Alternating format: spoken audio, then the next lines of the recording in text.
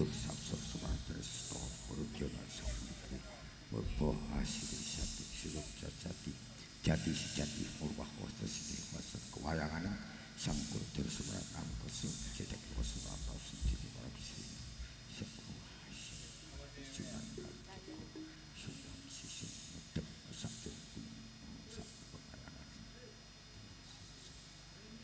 surah surah lah jasa surah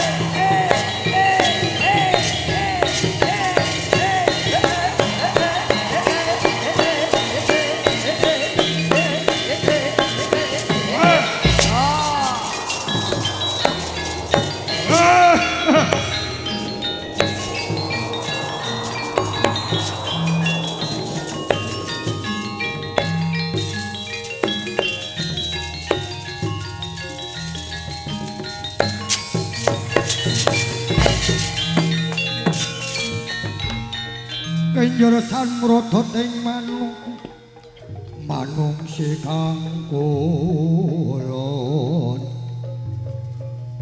jumangkaing sesumbar kadya kuduk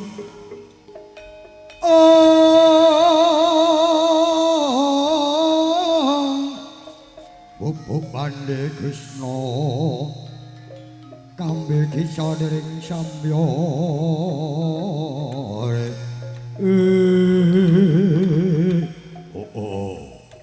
yen aku tak sawang iku nganggelam jagat sawine yaiku kesaru dening mung gedhe dhuwur kaya wiringin nyungsat sapa jayamu ayo ngaku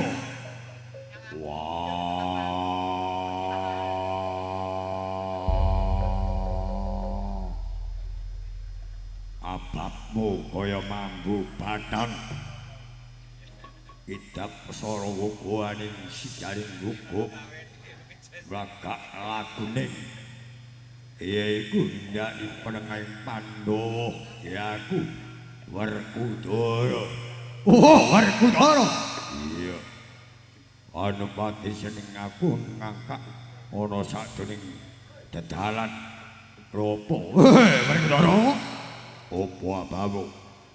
Yen kowe ngrikih sapa mati aku mlaku ana sakjroning dedalan ning aku bakal yaiku ngindik yen kunusukmu nyawaku apa sejatane lan sejatine apa aku bakal sapa wae yen iso ngumpahake ana sakjo ayuning Gusti aku bakal ndak wah pat yen mangkono dadi paraning syuruh yaiku ndake ana saku mati kene Werkudara apa yen mangkono kowe ora bisa yaiku ngantukake sukmaku saka ayunan Gusta kokop ketemu dina iki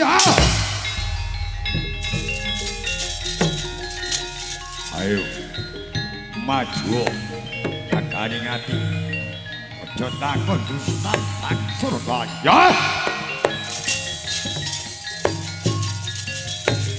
ayo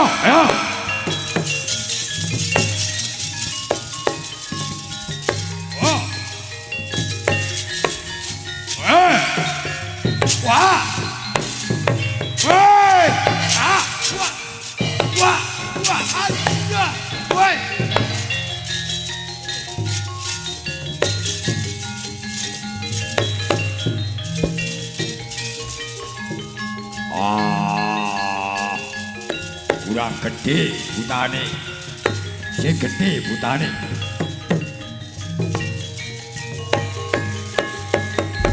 wah ngono sing gede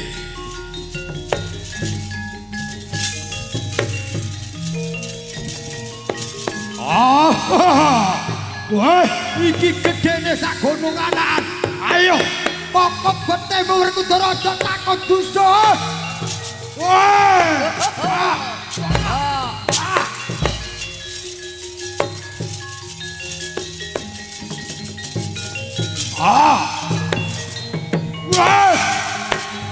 kok ketemu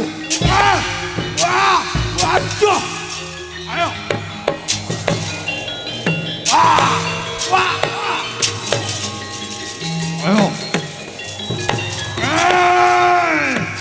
ayo tetap ayo om siapa ya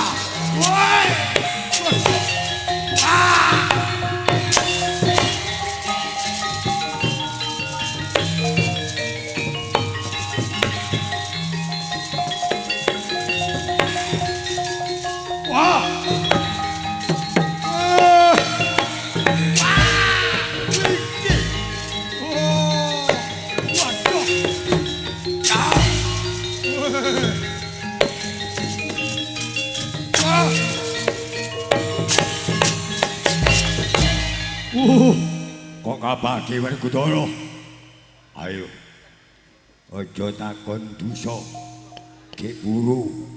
Batok butane kurang gedhe. Oh, saiki gedhe. Ayo. Yen mangkono kowe bakal nusuk ana sakjroning ayunaning Gusti. Yo, yen mangkono tatas tuntasing jagat kowe bakal langgeng ana sakjroning ayunaning Gusti. Yen kowe yo, yen mangkur paten ana Gusti ning jagat raya nyakseni, yaiku arep putra ya atus tak jendal. Oh!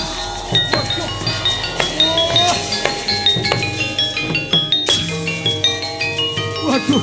Oh. Waduh. Oh. Oh.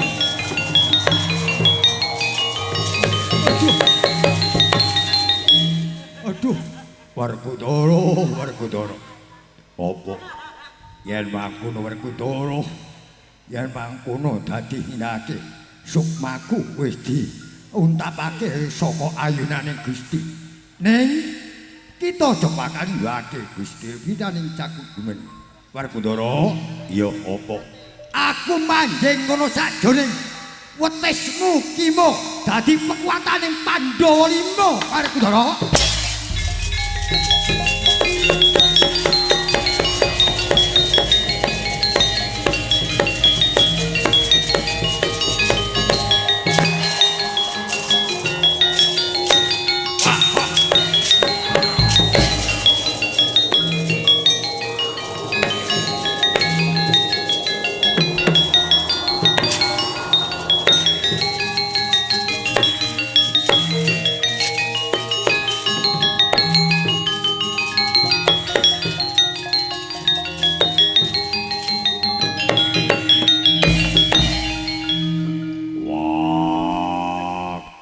Kakangku. Oh Werkudara. Yen mangkono wis ndadekake kawuningan aku mlaku ana sakjroning yaiku ndakake kang kita waya-waya durung ngapaya ana sakjroning ayunaning Gusti. Iku ana sakjroning Buta Ratu gedhe saguna anakan kongkon nyusukna sukmaning kongkong langgengake ana sakjroning ayunan Gusti. Piye Werkudara? Iya, yen mangkono aku dikokop lan dikemoh kenyoh ning aku ndaku nanging iku gak rata aning-aning kowe tak jaking saka dumadi nanging kena sakritening buta mau yaiku jojok saking mudat adit bongko amang tusune kitane kakuning jagat raya nyakseni nyicik ana sakjroning wetitku kiwa kene. Wah, syukur demurung adikku. Yen mangkono wis cukup aning sikita uwun taning saking dumadi yaiku mampah ana sakjroning wetitmu kuwi. Iya, yaiku mangsuk ana sakjroning wetisku. Yaiku kiwa kene dadi pakuwataning Pandhawa 5. Wah, syukur demurung. Mula iki kita mula anggur ingis tatah munggaling aku sur angkara muka ayo tinggal derekake saka dumadi. Ya yen mangkono dideng kakangku tak derekake.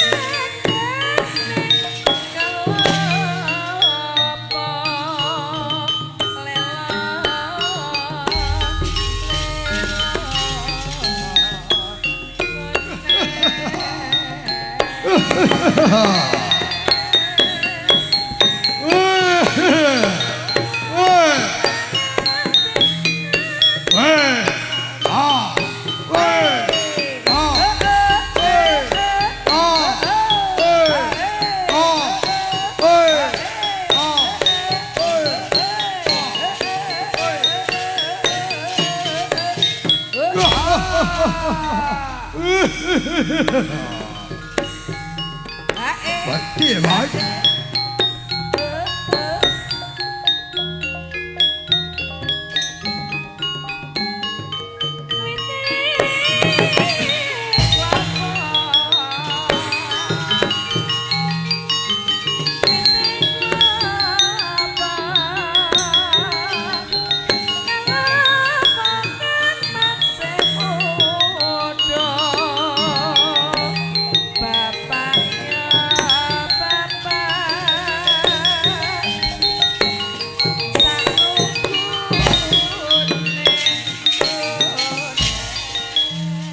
Samya kum ambek ambro mangar samya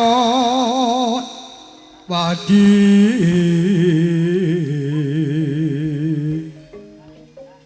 amun samya wadi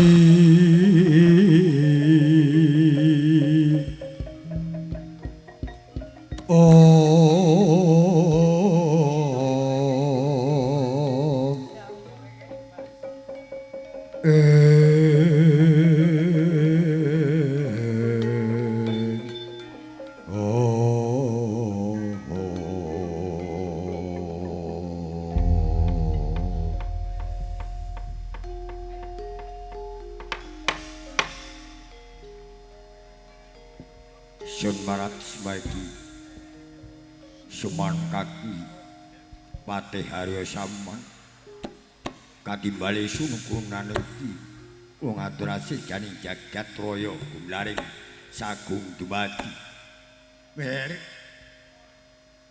pun pepatihan nggih katurake sungkem pangabekti nggih namung pati-pati kula kesingguhaning ugi dados jimatipun wonten sakjroning nggih menika nagari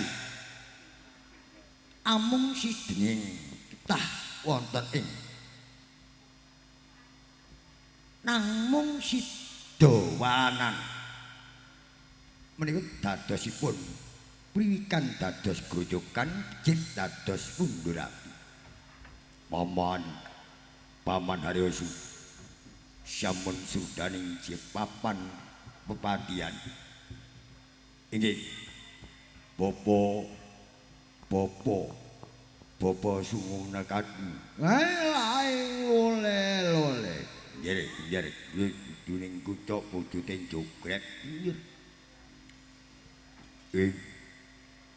Surati kabeh padha para ngawanane iki yaiku Pandhawa Mandala Yuda iki karukunaning saka titah ana sakjroning jagat nyakseni wah inggih wah lek Pandhawa niku rukun saking boten rukun dadosipun kados pundi inggih yen mangkono sidaning jagat aja kesuwen kagem bubesani para Pandhawa kabeh yaiku nindakake apa kang kahanan rangluk ngrukunake ana sakjroning yaiku Ngastina lan Pandhawa oh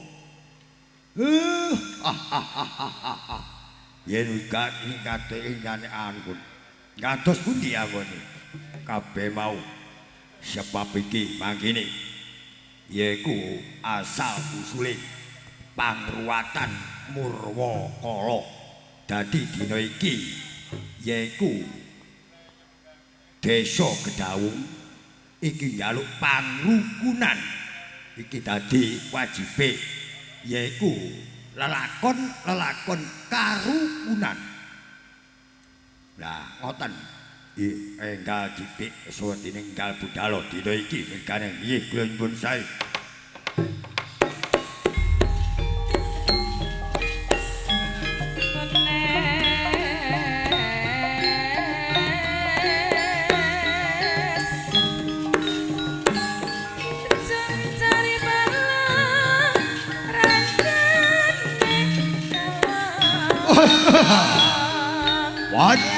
nyuwun pamit. Nggih sagusti.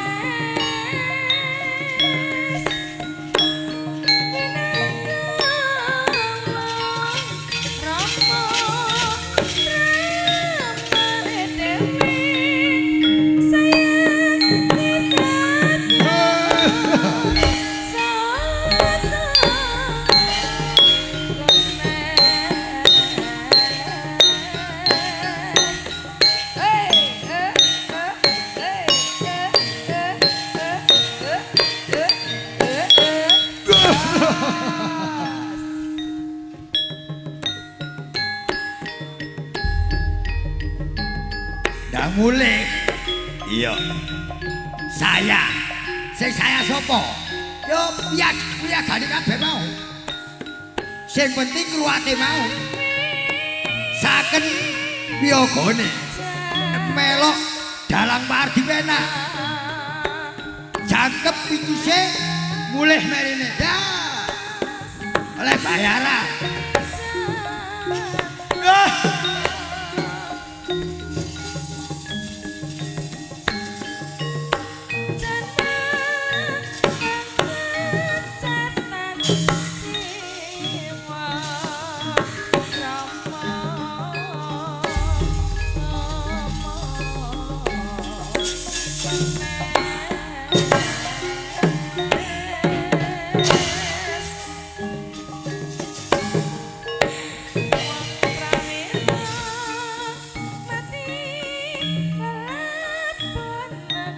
Bopo. Yen mangoten Bopo. Saya wis ngalat-ngalati. Nggih meka anak Kurawa kabeh. Inggih, nggih. Menika ngaten pun. Sebabipun menika Pandhawa lan Kurawa niku nedhi parukunaning wonten sakjroning nggih menika negari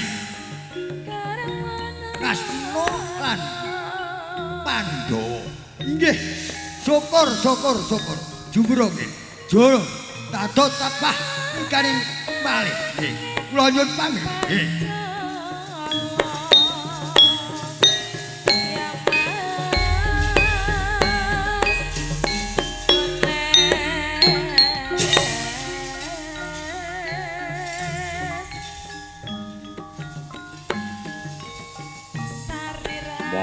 Nggih, kandhanaken paduka. Nggih, yen wonten jinang wonten sakjroning slapa. Nggih.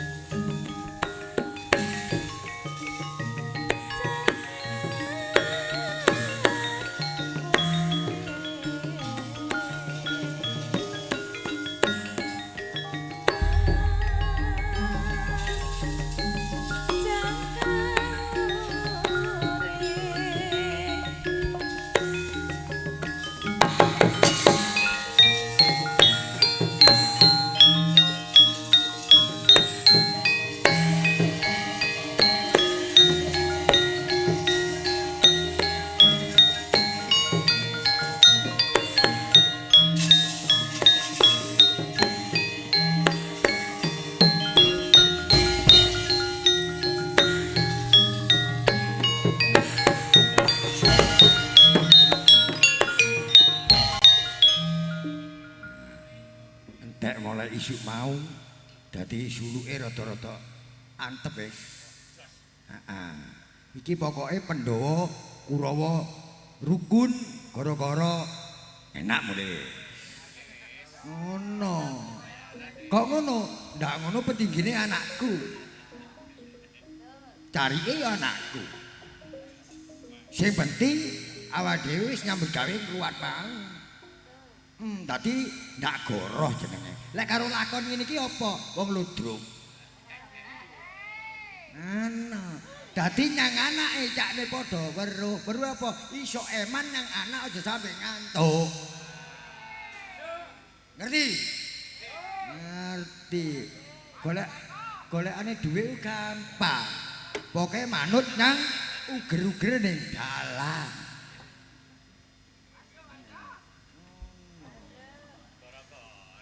Iku minggu legi nang Labro wayangan. Yo ngene maneh. Ngono. Jam 12 tugas das bari mule ngono lho. Ngono. Sing penting ngruwate. Ngono. Dadi anak iku kisuk cak ndak nemen-nemen ngantuk kaya Junet. Ngono. Sebabe bapakne longgo, Pak. Bapakne longgo, Pak.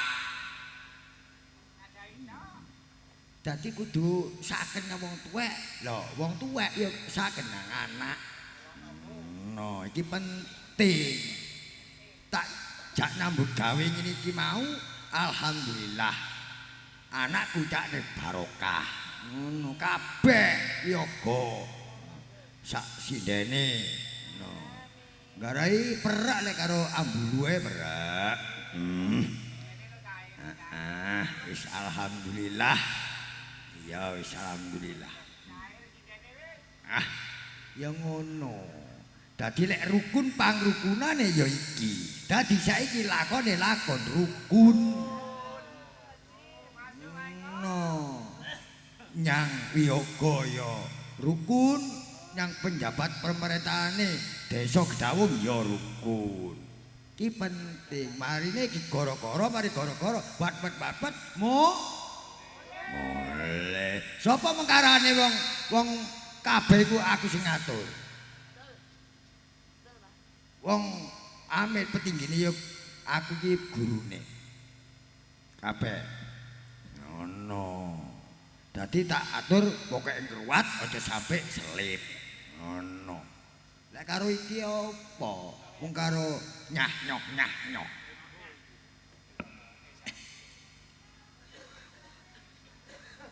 Koko Prabu sawisipun Koko Prabu sampun rawuh wonten sakjroning negari Ngamarta wigatosipun wonten sakjroning Pandhawa kula ngaturaken sugeng pangabekti wonten andhapipun pepodon wonten kakusuning jagat raya nyakseni. Ya ya.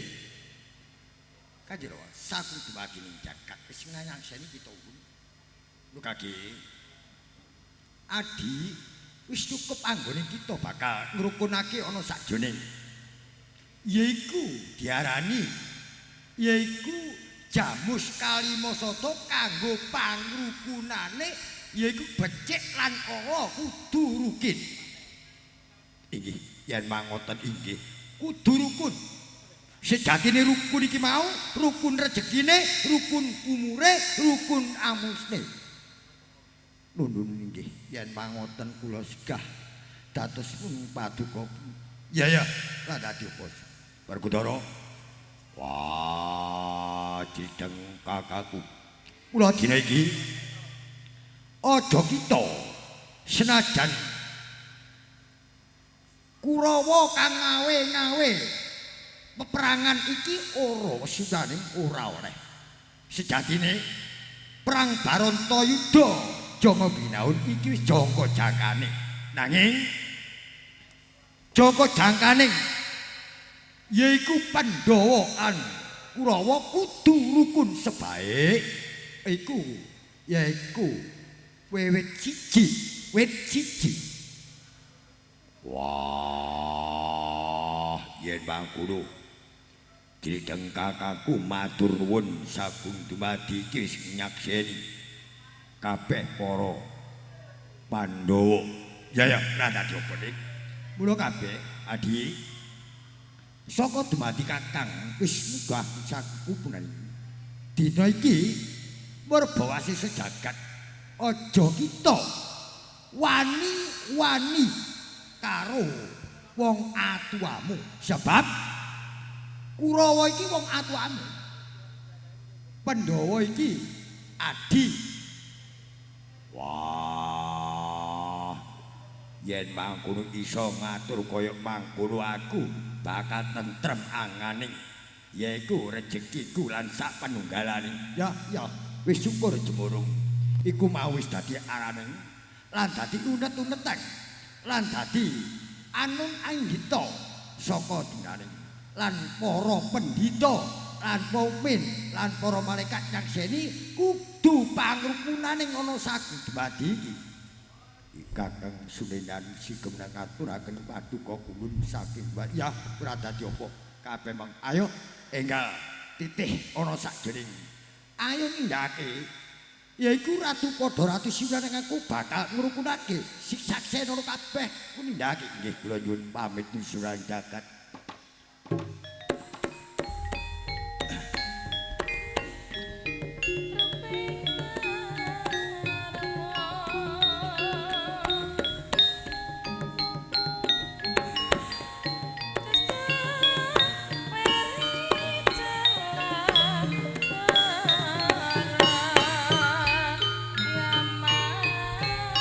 Maut ing samyadra kumulon kuku sing dupa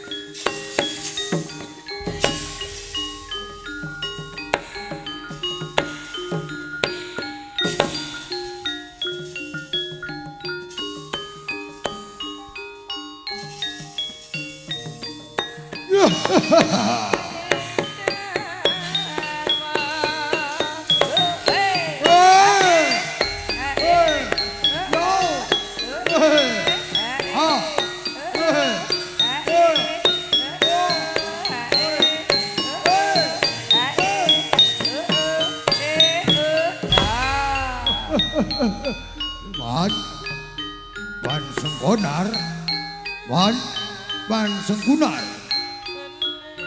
Dur. Ya.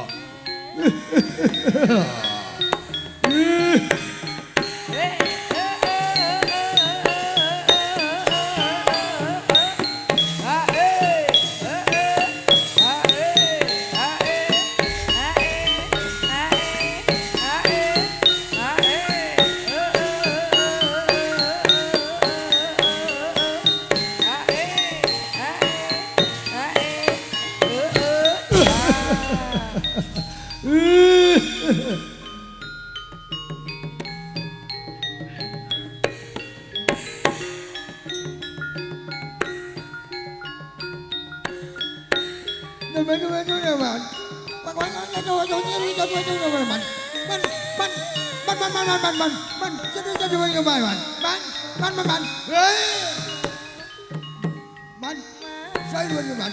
Ya, no, no.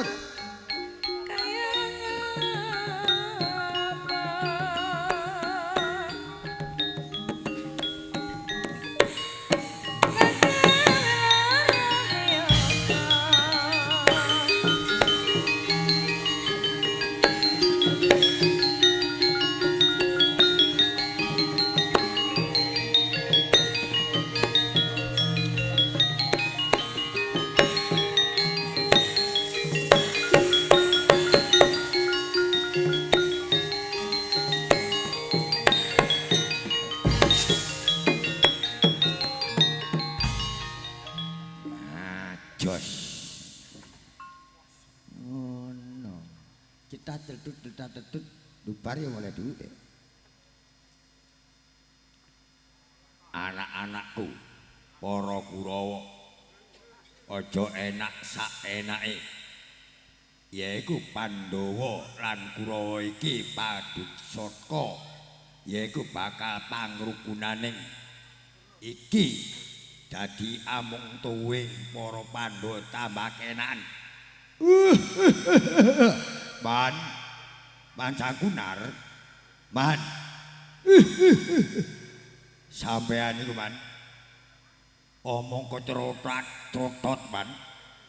Mula kabeh iki wis ciptaning jakaning jagat. Yaiku Kurawa lan yaiku nindakake saka pangrukunan. Lho kena apa, Man? Sampeyan iku kok intip-intip para Kurawa iki bakal didudumbani kabeh. Man Sakumar. Dari sampeyan iku dadi patih iku, Man. Mung mrentah tok, Man. Ning mrentah iki ora bisa ngepakake, Man. Dur. Kowe megakake iki aku iki patih. Wah. Senajan patih. Bayaran enggak. Keng sampean iku, Man. Iki kabeh njaluk pangrukunane. Iki rukun. Cakne rezekine rukun. Kena apa, Man? Iki kok sing bakal didudumani maneh, Man. Kena apa, Man? Sampeyan iki. Sampeyan wis oleh bayaran. Sampeyan iki wis patih. Kenapa bakal Kurawa iki didomba bakal kok Dur. Aku iki patih. Mula kabeh iki mangkene iki. Siji-sijine kabeh mau yen ana wong rukun pangrukunan iki elok sebabe Kurawa lan Pandhawa iki satu bebuyutan. Kenapa? Wah, niki Man. Niki Yon. Niki sampean iku sasine ngeten, Man. Jungko rayit ana sakjroning maneh pandhes dhewe wis anung dhewe, Man. Lah ning titah ana ing ngarca padha kene manungsa kudu ora apa man rukun pangruku kok kene dikirih-kirih dikongkon tukar dari sampeyan ngono man dadi patih tukang ngedu man dur iki ora mangkene yen ana Pandhawa sapa wae yaiku ana sakjroning marga iku kencincingen kena budak titik bokol balik nah niki man niki malih niki mboten wonten nebinipun dadi panjenengan iki sagung dumadi wonten ing Kurawa sampeyan nindakake wingi saking nindak nggih man ini wis aku omong dhewe wis man plak ayo man masuk ini ayo man tinggal jaluk parukun aja tinggalno kabeh ora ukun tukar padu man ukur Ngirake. Ngono. Wah. Kurang ping. Ya. Dur Kakang Sutotomo lan amung tuh Kartomarmo. Lho kaus iki karo indanana yen mangono ana sakjroning. Wah, yen mangkutah ana sakjroning. Ora ndake kabeh mah ayo lucut ana ayo dina iki papakno kabeh mah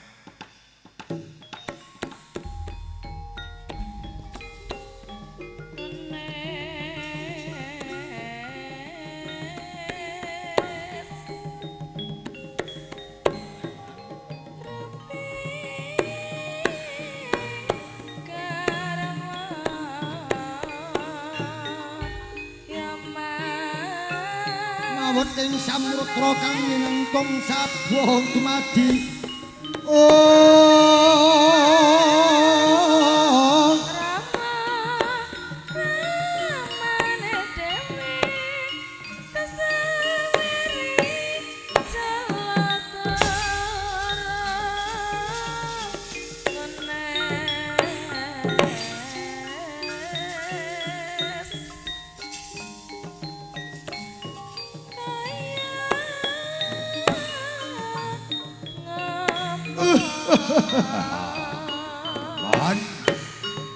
Mansang Kunar apa to Dur bela kabeh mau iki biasa kudu patotoro iya raden tunggal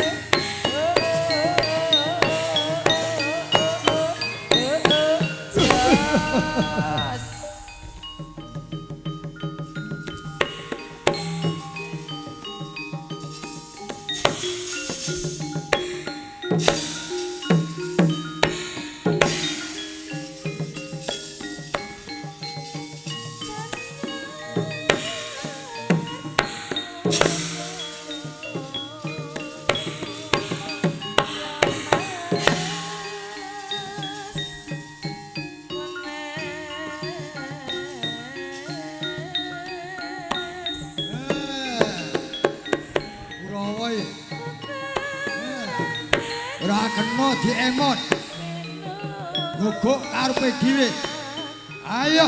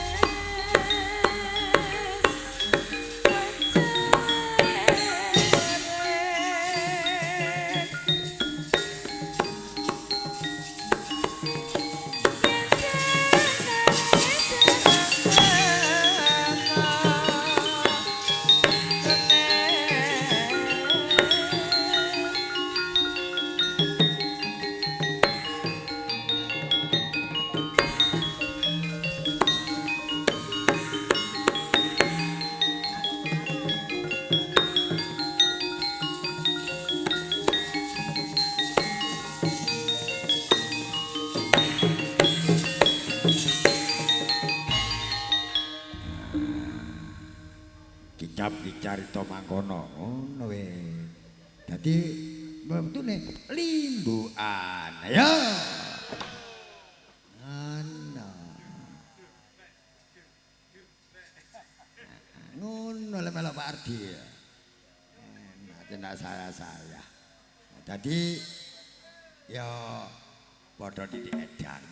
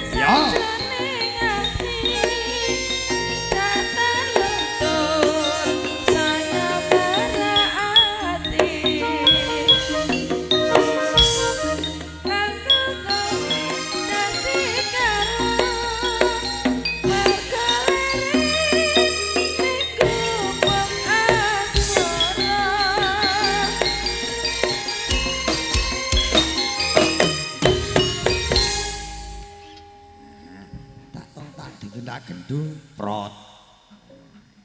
Ngono ae wis sak babak.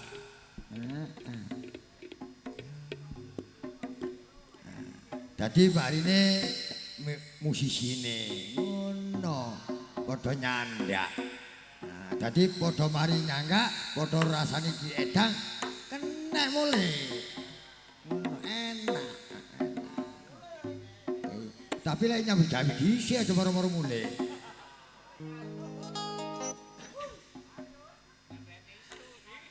Duh, apa ta, Pak? Ngene. Sejatine mung tanggapan iki mung wayangan ruwata. Siji. Angka loro tayupan. Angka telu iki mung amit nyambung rasa. Nah, nyambung rasa yaiku sakwene yaiku ndak ngantuk. Iki ngono. Ono. Ku penting andum rasa, tang rasa, budi rasa. Iku sing penting. Iya, mangkono. Iya. Ora dadi apa.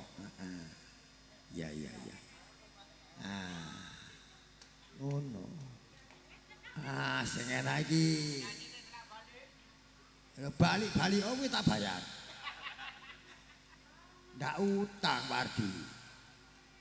Durung dibayar nang petinggine wae tak bayar dhisik. Padahal ini Tengger. Pengalaman nek karo 15 juta. Pengalaman. Iku ngono bakale rezekine akeh nyang kanca-kancaku kabeh iki mah. Ngono. Kok buktine? Aku kate wayangan rene ana wong golek. Nek ndi labruk.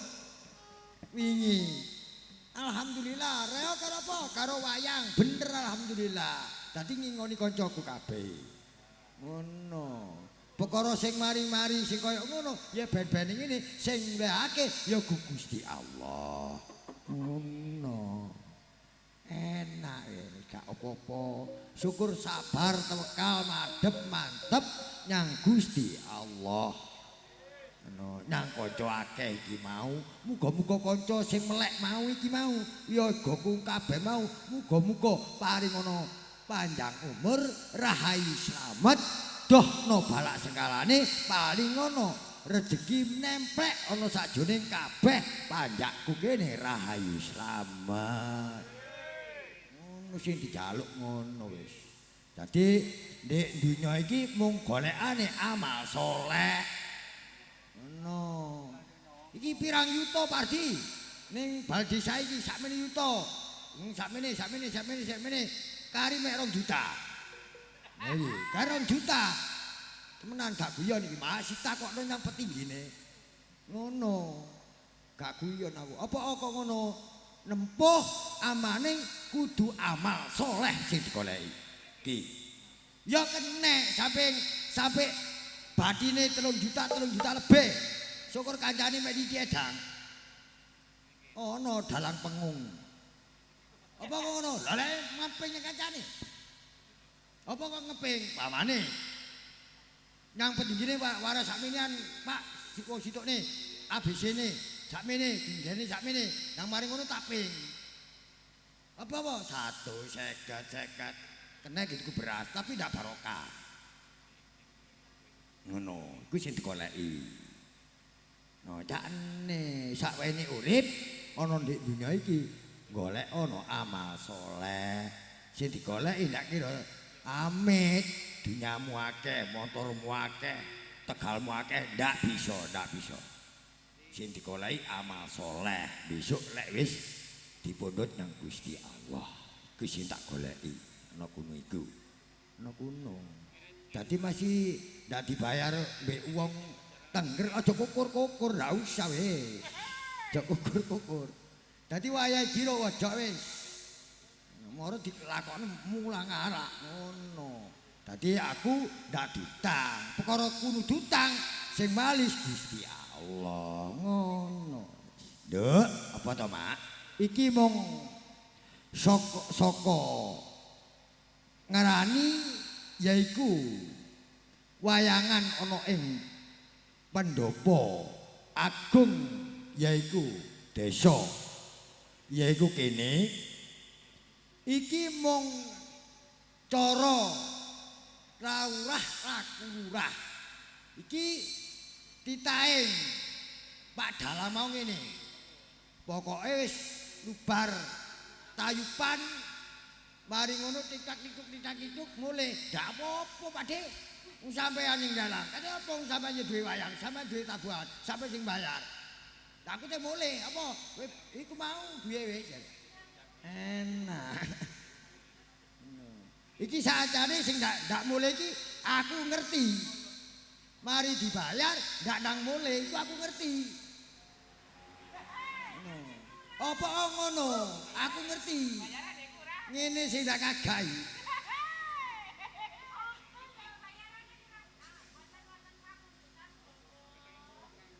Tapi lek Pak Ardi iki moh ngurangi. Perkara tak sangoni. Pamane 10.000 ya alhamdulillah ngono lho. Iya. Cuma lek ngani-ngung aja. Ya. Wes ngene ae. Njaluk kapil gunung. Nah, iya. Oh, iya lek ana penyanyinan lek ndono ndak apa-apa. Tapi ndak usah gamelan. Ngono, tadi musisine didik-didik jane nyambut gawe, mari ngono mulih ngono lho. Lek ndak mulih kuat ana kuno. Oh, iki jam 1 ya piro iki? Jam piro iki? Jam 2. Lah ngono. Dulur-dulurku kene iki diarani sedekah bumi nyelameti bumi, sedekah dusun muga-muga bumi sing diruwat mau muga rahayu slamet desa Gedhawo. Ngono. Ayo. Coba. Sopo ngongkon? Wong mau ae njaluk dhuwit nang mule. Ono kene. Iki aku sik duwe rasa nyang sing nyuting.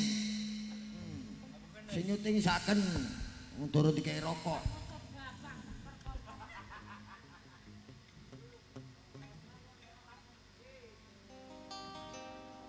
Oh iya ndak apa-apa. Apa jarene wis? Aja klisa-klisi ana ning bapakne betak sentem nang. Oso-oso iki dudu ngoso-ngoso apa? Ndak enak. Ayo.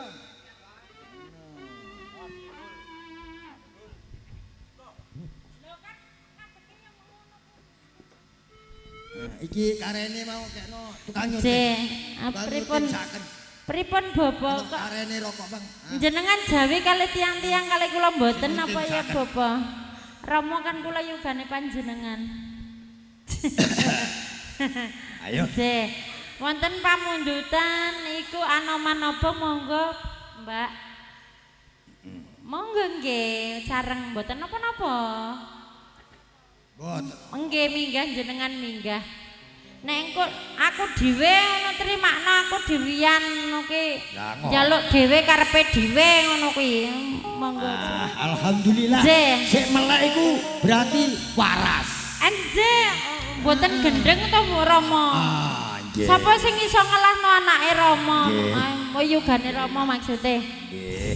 Kadang lemes, kadang kasar. Monggo minggah. Nggih, niki tiyange Rama. Ayu ginuk-ginuk jenengan mboten ngajengi rabi melih to Rama. Edanar. Nggih.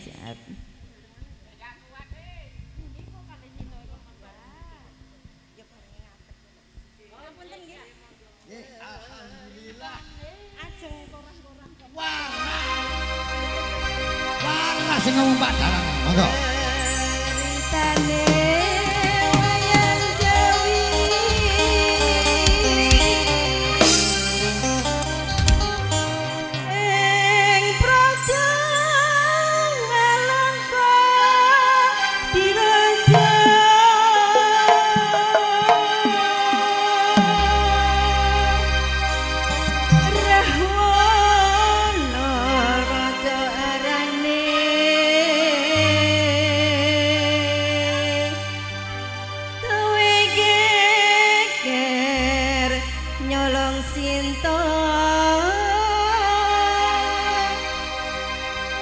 Anoman cantut tumandang ngaleng kowe dadi abu kopong gedhe jroning praja.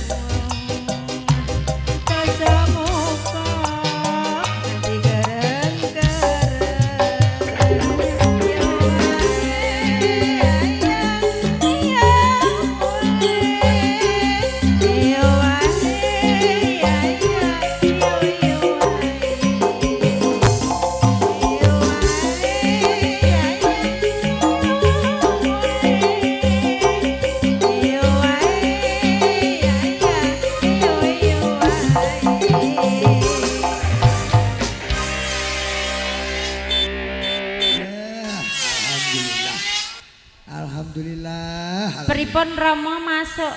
Masuk. Wonten pamundutan malih kali ibuke ngenteni sampai subuh ra apa-apa sing penting praulayan pripun? Sebab ngene. Sepindah malih Rama. Sebab ngene. Mau karo korah-korah mau. Nggih. Lek melek rezekine akeh. Nggih. Aku melek kok gak akeh-akeh Rama padha ae. Sebabe apa? Pripun? Oh ngoten. Nyekipris. Nipis. Wayo. Tadi ngono. Gledheke rezekine nipis. Nggih, praulayan Mas dituruti ibuke. Nggih Rama. Monggo. Alhamdulillah. Ajeng korah-korah kok padang nggih mboten siap. Wah, sip.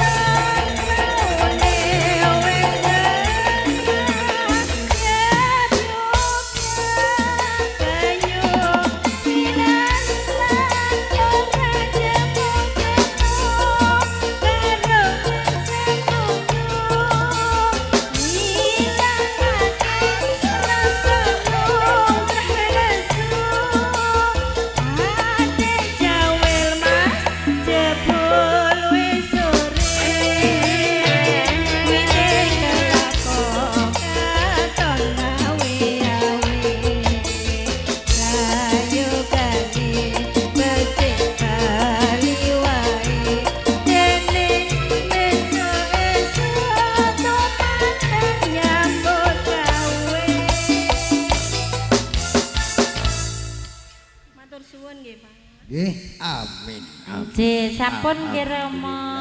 Alhamdulillah. Wis yaiku nyukup lagu nggih alhamdulillah.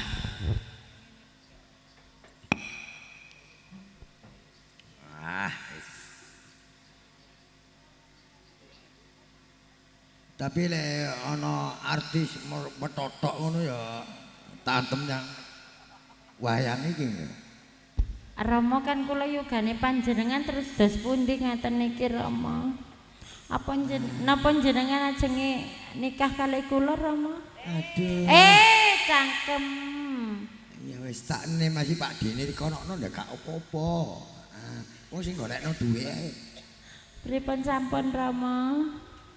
Cakne. Sampun Rama. Aja Rama-rama aja balik ngene. Terus dos pundi Rama? Ayo sak isa-isane yaiku nganggo gamelan sidene. Ngono. Ya apa kuno? Ngono sidene. Sing enak. Sagete kula medunten Rama pripun? Ya wis bah Madura bah mukut. Hah? Sing penting nawa itu. Wis napa terus jenengan? Loro jarene apane sing loro? Nuruti Rama niki angel. Ngoten niku lho Rama mboten kepikiran kali kula jenengan ta Rama. Jane Pripun? yang anakku bawon Nggih. mau kongkon ngukut wayange mau. Anje terus Coba aku saken sing iki sik ana melek, ngarai mau ngomong. Sing Nggih. ora-ora mau lho saken aku. anje sinten sing ngajenge ngalahaken yugane Rama Ardi? Dadi jane kongkon ngukut wis. Pakde apa? Wis payah sampean Pakde sedina ngruwat koyo ngono. Wis matur-matur nuwun. Jan engko wis mari tayupan ringkesen ringgite wis kan mulai wis. Mboten jenengan ringkes nggih, Bu. ngono, coba aku iki saken. Iya, kaya gak sakene aku blas gak sakene wayange tok. Sik saken. Nek sak keneng aku ora ya wis diringkes mau awan. Kuatir ngene, Ngoten. dikongkon ngungkut ringgit mau tak pikir-pikir aku iki ngene. Saken polane wayangan didik akeh Oh, tak kei ae. oh ngoten nggih Rama nggih nggih. Aku mbisaken anggotaku cakne barokah. Amin. Mandara sing gak rabi sing duda rabi aku ya Rama. Ayo. Ngadeg sindene. Sing duda. Ayo. Klambi pote Mas Kodir. Bareng pengendang handalan.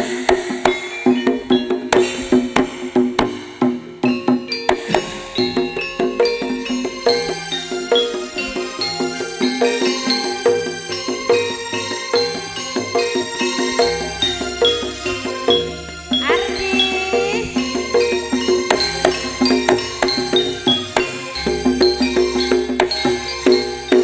Yo.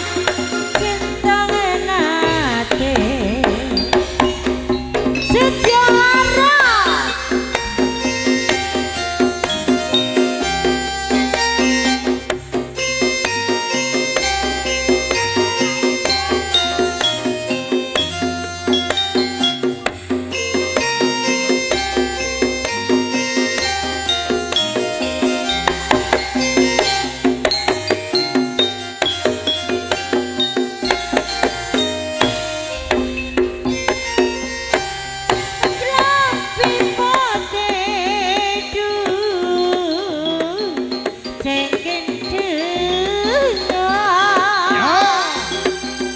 atur sapana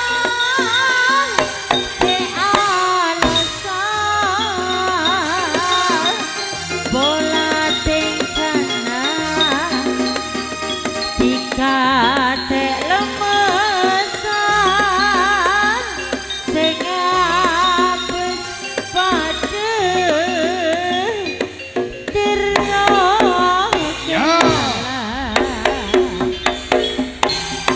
pami semadu cek manisan sangat jalan cek pantesan totor sabana dikace alasan sing apes terus kenalan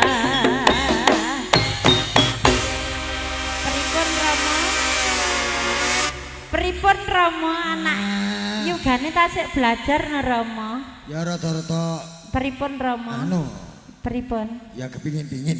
ngaten ngaten lho sing genah to Rama Rama nek ngaten kula mboten wangsul nangko kanton ngriyane Pak Inggi dos pundi nggih Pak India, Pak Inggi pun babuk Pak India turu.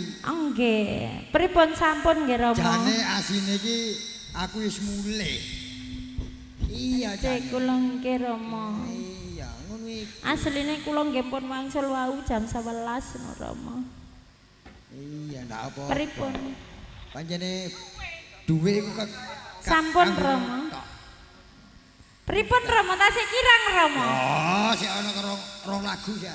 ah kok rong lagu sih Rama wong kampung Fauzi gak rene kok rong lagu ya aku ya rugi no bensinnya apa ya nggak ngawe iki Lah bensin nggih ditumpaki dhewe kok njaluk nang lah nek mboten Iya kula lah. tumpaki ki ambak ditumpaki kali jenengan pripun rasane to Rama kuwi. lah nggih ngoten Tak niku takokno tak to. ayo go tumpakno bareng go pripun Rama Ah wis lagu aku ndak usah namping. Ya Nggih. iki gawe dhewe wis gak apa-apa. hah Gawe dhewe sing enak. sik nyanyi dhewe ben enak Sing enak. kali musik Kampung Fauzi wis turu apa ora iki karo Effendi kene wis turu apa ora iki lek kok ana tambahane saweran ngono ki wis entar aku ndek kene diwian masa tego setengah telu marine dilungkas setengah jam iki assalatu wassalamu alaikum Ya kabeh yo. Wong golek duwe iki soro. monggo kampunge ayo gak monggo kowe awas ya Ayo. anje ya gak monggo Iya. Abin biasa ra nyawer aku saiki nyawer to ya kalong-kalong 10.000 20.000 50.000 ya aku rek abotan ngono kuwi anje golek embo Iki kanggo yaiku. iya ngumpul. Fendi di ayo ndita ayo kampunge kene ya. Jaluk lagu apa ndang sak lagu tok ora oleh wuwul nek wuwul aku balike kok jam 7 isuk Wis alhamdulillah. amin Ya. dalane ning kene no dalane nang kono metu mulih no di Wis alhamdulillah. Effendi lho oh ya wis ra wawuh kowe piye ndang rene sik ndang rene sik jalannya ada di sini sayang bukan di sepeda motormu ya apa Fendi diceluk lho kok nyeluk lah kok kan balik ayo ndang rene sik nyawer aku jarine atusan iku mau gak sida ndak mau aku ngrewangi piye sida ora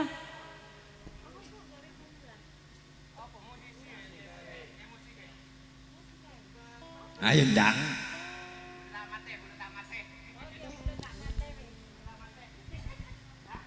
iya iku sing Ya minta golek sing enak aja matak-matek ae kok. nek ndak mate-mate berarti urip terus nek urip terus ya ora kagak nggih Rama Iya. nggih ngapunten no Rama Enggak Effendi wis musuhan mari ngene cethuk aku maneh mbek kampunge gak wawuh, gah. Abin gak wawuh. Wis gak apa-apa pancene sayah kabeh. Enjing, Duwike bersih. encene niki pun mboten dalu Rama Injing.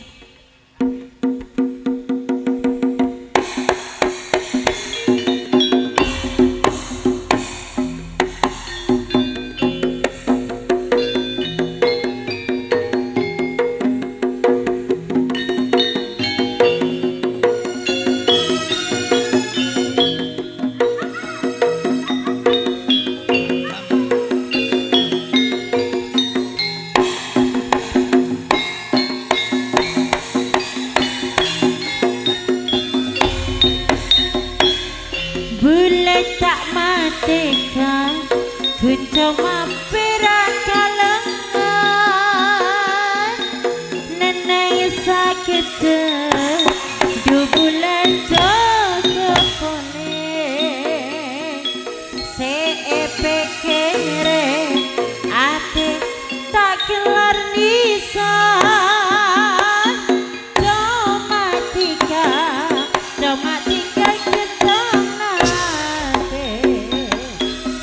Bule tak mati guna perak cuma kalangan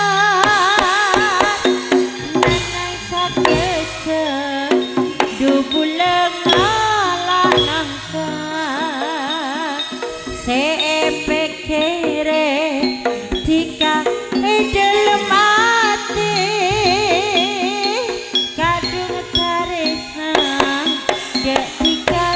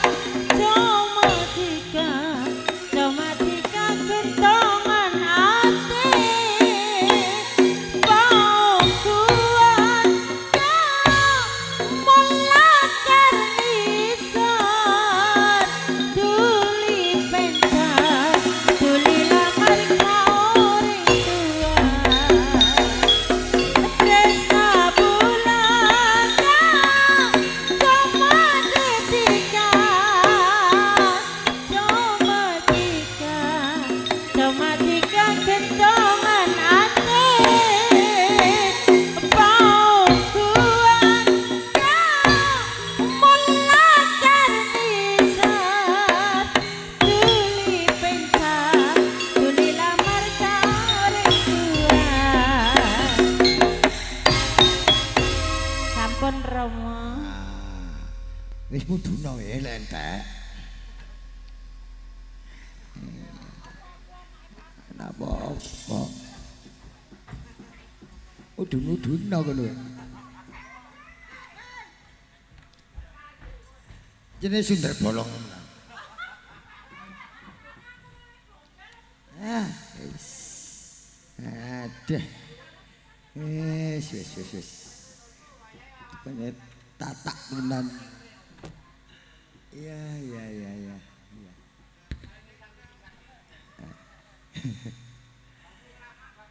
Nduk, apa to, Mak? Mangkene wae.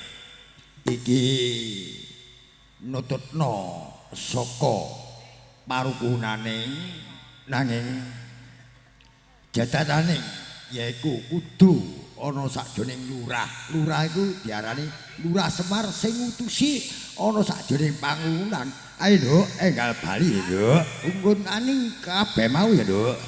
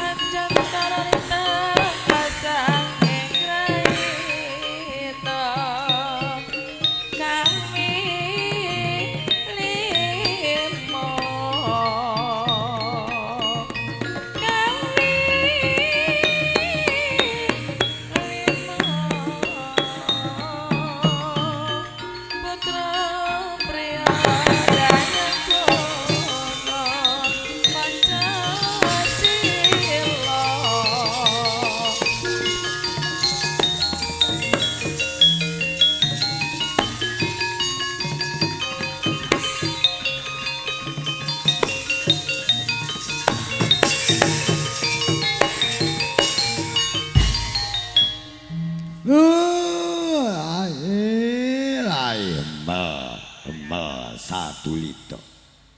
Iki kumpul-kumpul ana sakjroning danyang yaiku Gedawuk. Iki kang aran yaiku rawuh ana sakjroning Ketarang Gedempel kene. Iki diarani dukun desa. Ah, iya. Mula dusun Rakuning yaiku Gedawong iki ana dusune desa. Mula iki sing ngarepake saka yaiku kanggoning yaiku ngemong ana desa lan pedukuhan. Kakang Semar lurun sakung dumadi praktana sakjroning Karang Gedempel mula enget lan parenget yen Pandhawa lan Kurawa iki rukun syukur gumelenane ki kabeh mau unggukane urup rembug ana sakjroning yaiku aku iki danyang. Cara danyang iki sing mbau rasa manca pat manca limane yaiku desa yaiku Gedawong. Syukur. Wis padha weling sawiji-wiji apa kabeh mau. Sak anak-anakku ana ing Karang Gedempel nyakseni yen iki yaiku lelakon iki lelakoning kerukunan. Kudu rukun rezekine. Ya Kakak Kiai Semar yen mangkono tadik anggoning saka titah ana ing kayangan wis nurunake yaiku pangrukunan. Wis ana ucapan saka walangan ana saka dumadi muga-muga ilang ana sengkalane lan muga-muga paring ana widodara slamet yaiku desa kang mbau resa manca pat manca limaning desa Gedawong. Cilik enom tuwa kabeh muga-muga urun saka rezekine muga Kyai Semar aku bakar bali ana danyang perkayangan ana desa Gedawong. Yah, jasa alung kula ngaturaken sampeyan nggih.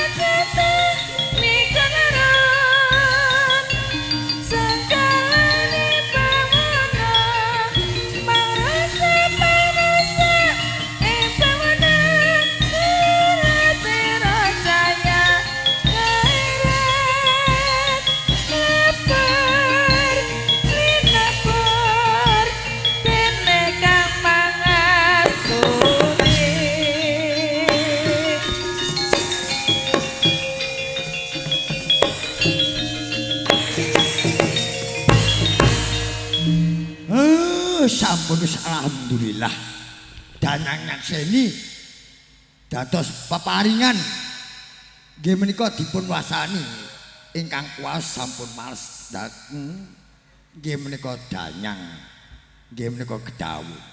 Niki kirang niki kirane Kakang Semar inggih menika Pandhawa kedah jangkep niki pulos saten inggih Kyai.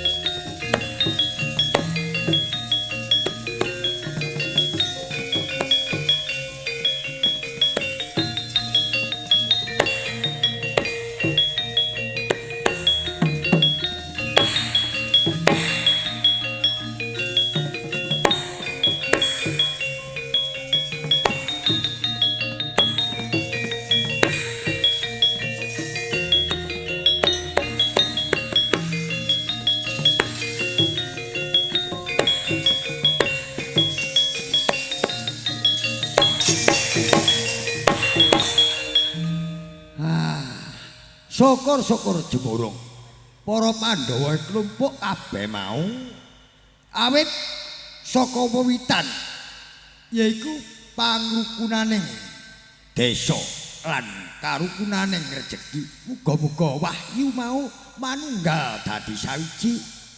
Mula dina iki saksena kabeh kita ulun. Mula yaiku Kyai Semar Badranaya wis mekeh mobat esung aku nglungake wahyu sejati mau wis manunggal dadi sawiji yaiku diarani amung tuwuh karukunaning langun sakun duwati Kakang Semar Badranaya inggih sampun sumrating angkara murka sampun cedhak wonten saja inggih yen mangoten gen menika dipun sakseni sedaya anggonipun nggih menika pangrukunan kula saking ndakla panguwahu dados kula cadonganing wonten ing nggih menika Karang Dinepel inggih dan saking jenengan anung tuwuh sejatine. Nah ngeten Kyai dados niki sampun patik anggonipun pangrukunan nggih menika Ringgit Purwa sampun dipun anturaken sagung dumadi sedaya.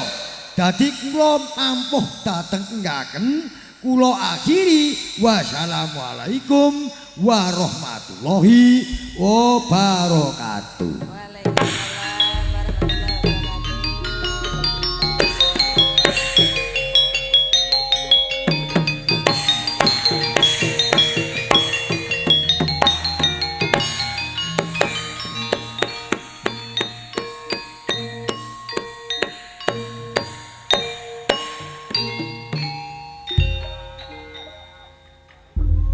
Allahumma shalli ala Muhammad. Allahumma shalli sayyidina Muhammad.